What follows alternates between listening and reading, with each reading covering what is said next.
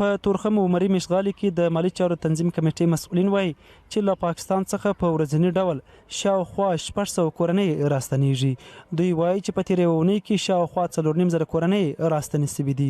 د ورځې مونږه شپږ نیم سوه دغسې کورنیو ته توزیع کوو، پیسې ورکوو ورته، او په د یوې هفتې کې مونږه داسې ووایاسې 4.5 کورنیو ته مونږه توزیع کړې ده.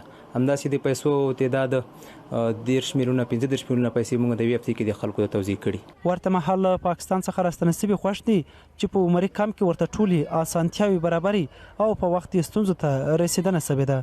موږ اسلامي امارات نه ډېر خوشاله یو، ډېره مرسته موږ سره کېږي. موږ سره مثال په وخت هر څه رسېدګي کې دلته سره راغلي مثال موږ هر زیات شو قدر سره هر خپل لیک په هغه دې داسې قدر کېږي. موږ دا وطن ته پر راتګ باندې ډېر خوشاله یم. دا مو خپل وطن ده او دلته چې راغلم کومې پیسې چې افغان مهاجرینو سره کومک کېږي ورکوي هغه ماته ښې صحیح په وخت باندې ورسېدې. اسلامي امارات هر سهولت دلته برابر کړی ده.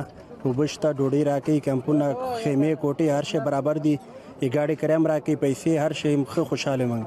د یادولو ده چې په تیرو 24 ساعتونو کې تورخم له لارې له پاکستان څخه شاوخوا 400 کورنۍ راستنې شوي او عمري مشغالي ته رالېږدول شوي دي چې له دې ځای څخه خپلو سیمو ته لېږدول کېږي.